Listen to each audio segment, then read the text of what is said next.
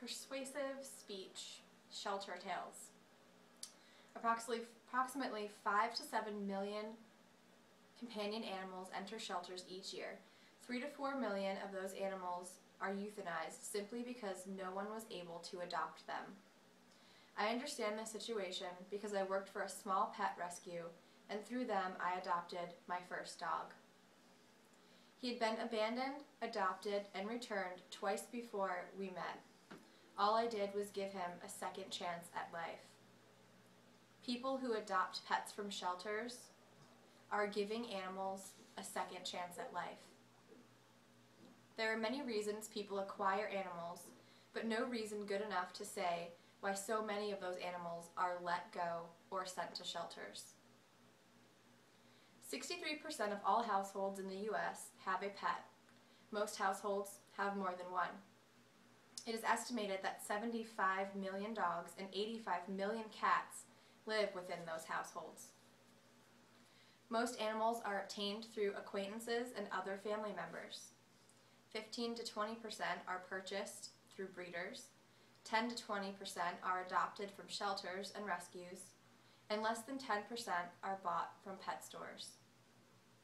According to the National Council on Pet Population, 65% of pet owners got their pets for free or low cost.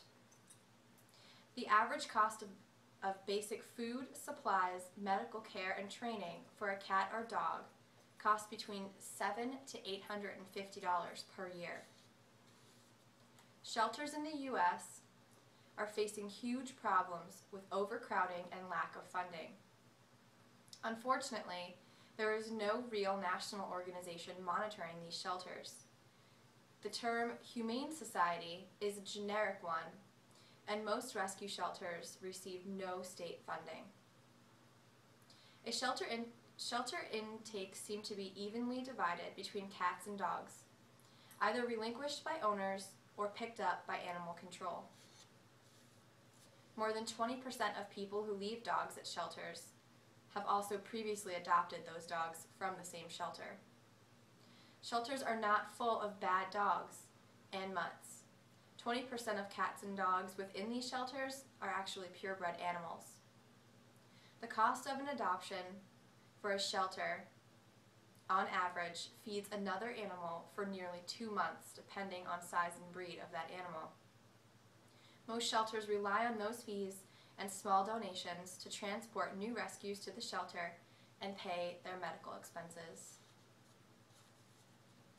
Pet overpopulation in the U.S. is a constant and never-ending problem. It is impossible to determine how many strays are living here, but it is estimated that cats alone range up to 70 million. At least 20% of cats are acquired as strays. In fact, most strays are lost pets who were not kept properly or provided with tags. Less than 20% of lost pets are returned to their owners. And when they are returned, proper identification such as tags, microchips, and other markings are due credit for their return. 10% of animals received by a shelter have been spayed or neutered. The cost of spaying or neutering your animal is less than the cost of raising 1 litter of puppies or kittens for 1 single year. Decreasing the number of fertile stray animals decreases the number of strays in crowded shelters. Overall, this decreases the number of animals to be euthanized. In conclusion, animals owned generally live longer, healthier lives than strays, and people with pets generally live longer, healthier lives than those without. Shelters are facing hard times due to overpopulation issues within the U.S. But interestingly, the U.S. also has the highest number of owned pets per household. Don't let the misconception about shelter animals deter you from visiting your local rescue center. Animals are not sent to shelters because they are bad. They go to shelters because kind people take them there to be cared for. There are dogs in shelters with life to live and love to give. They are just simply waiting to be adopted. I dare you to go In doubt, you leave empty-handed.